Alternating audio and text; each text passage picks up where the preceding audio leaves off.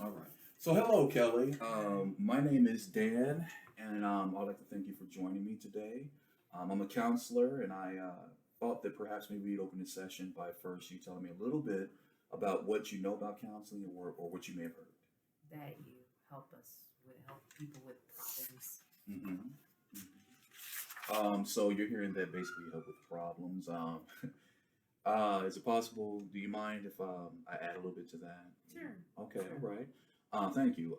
So one of the things I wanted to point out is that we're not here to judge, and we're certainly not here to tell you what to do with your life. We are here to help you understand yourself and your situation so you can make some of the best decisions for your life. How does that sound to you? What is that? That How sounds do you feel good. about that? Mhm. Okay, that's awesome. So, your parents brought you here, and they expressed concern about your well-being. Can you tell me a little bit about how you've been feeling lately? I've been pretty down. Me and my friends came back from a trip, hmm and it didn't turn out the way I wanted it to. Okay, So okay. I have been kind of holding on to that sadness. All right. You know. So you've been feeling sad and Mhm. disappointed. You attribute this to a trip that you went on with your friends. Yeah. Can you tell me a little bit more about that trip? This is my last year, and I with my team, and we were at Cedar Point, and I instead of me getting on the rides with them hmm and enjoying myself, I ended up because of fear of getting on hmm roller coasters. I ended up spending the day holding their Sure, bags in that sure. all day. I was a baggage handler all Um, day. if you permit me to add, I would like to say that a fear of roller coasters, it happens. I understand. And what I'm getting from you is that on one hand, your fear kept you from participating the way that you really wanted to participate. And on the other hand, you kind of, ended up making decisions that kept you from doing what it is that you really want to do. Is that what you're saying? Yeah. Am I missing it? Okay, so it seems like on one hand, you had a behavior that, kept you from riding the rides, and then on the other hand, you wish that you had. I'm wondering how important is this situation to you on a scale of 0 to 10? Zero being not that important, 10 being very important. 10. 10. Oh wow. Okay. All right. Well, that's important. That's a powerful observation. Why not zero? Because it's important to me. I'll never get that opportunity. Mm, Well, I won't get that moment back. I see. So you've given this some thought. I can see how this is affecting you, and I'm sorry that you feel that way. Um, if you were to encounter this situation again, how would you like things to have turned out differently? I wish I would have been able to have the courage to just step in line Sure, like my friends did. We were all scared, sure. nervous at certain points, but they were able to do it. I wasn't. And instead, I just I felt like I was a coward. I And see. I just sat back and Wow. So you felt like a coward, and you were kind of disappointed that you didn't follow through like your friends did. mhm. But you would have preferred to have been able to follow through Yeah, like we your could have friends. gotten a locker. That's that's true. That's true. Can you recall a time in which you were scared before, like this, maybe, and you were nervous, but you know, how did you deal with that? And, It's funny.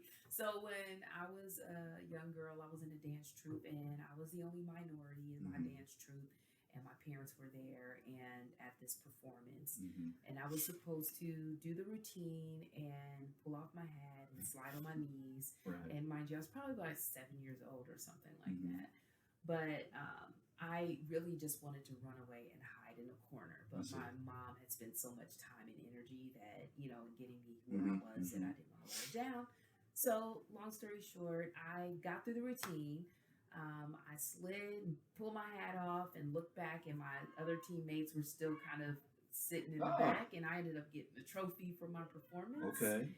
So, So what I'm hearing is that there was a time in which you actually were very nervous and yeah. scared, to use your words, and you were able to think about, ways to be able to move yourself forward, and you actually did overcome your fear when the others didn't.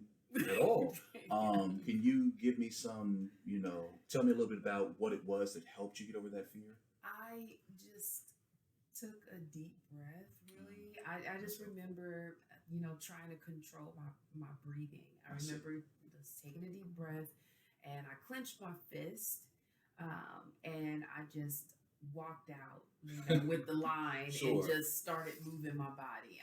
That's all I did. So what I'm hearing is that you were able to, you used taking breaths to recenter Yeah, I yourself, guess so. Yeah, and that's what I you did. clenched your fist, and you were able to just kind of power through. I think that's awesome. Are there any ways in which you can think that possibly that skill set could be used to address maybe what happened recently at the amusement park? Yeah, yeah. How Yes. how do you see that working out? How could you work that in there? Well, I think that the amusement park, my fear of the roller coasters took me by surprise, Uh so huh. I wasn't prepared at all to I deal see. with I see. my anxiety about Sure. it. So, knowing that I've had that experience before, I could probably just have taken some deep breaths and Mm, some reality checks okay. and Okay. just powered through it like I did Absolutely. before. Absolutely. That's a powerful observation. So what I'm hearing from you is that you can see how perhaps maybe taking deep breaths and kind of powering through could have helped you with this situation. Yeah. Okay. All right. All right. I think that's awesome. Um, so I just want to make sure that we're clear. If you were to encounter this situation again at the amusement park with your friends, if you were to behave the same way you did last time you were at the amusement park with your friends, what do you think the benefit of that would be? I would have been. Well, I stayed back, so I guess I was safe. Okay, all Nothing right, could okay. happen. Nothing bad I could bet, happen fair enough, sitting on fair the enough. ground. What are some of the negatives to behaving the exact same way you did last time when you were with them at the amusement park? Well, the negatives, they I wouldn't have a story to tell. I wouldn't have that moment with people that I'm very close Okay. to reflect on. I So don't on have. the one hand, what I'm hearing from you is that if you were to behave the exact same way, if you don't change your behavior, you'd be safe, but you would miss out on an opportunity to participate. Might find yourself still sad as you are presenting today. What if you were to change your behavior? What if you were to act differently? What would be a challenge to getting outside of yourself and acting differently? My body's I response. see. That's a good one. Yeah, and my heart and my body, like I really physically could not take a step forward, I see. and my heart was racing. Well, what would be the benefit if you were to be able to gain control of that heart racing and I, anxiety? if I were able to get control of it, then I would be able to participate, hang out with my friends, and Okay. enjoy that moment. Get on the roller coaster. So what I'm hearing is there's the challenge to changing your behavior would be just finding a way to really push yourself to use some of those skills that you have to kind of get you to move forward. But the benefit would be that you get to participate and you'd have better memories Yeah. with your situation. I think that's a powerful observation on a scale of 1 to 10. Having evidence before using breathing and it was successful when you were able to slide through the play, throw the hat off, and get the reward. Do you think, on a scale of 1 to 10, what is your confidence level in your ability to do that and apply that to the amusement park situation? I would say an 8 or 9 Wow, now. that's outstanding. It's a pretty powerful observation. I was wondering, so what would you need to do to be able to make that happen next time? In order to make that happen next time, I would tell my friends that I'm a little nervous. Uh Maybe huh. I'd speak out. Okay. I would take a deep breath and gain control of my body. Okay.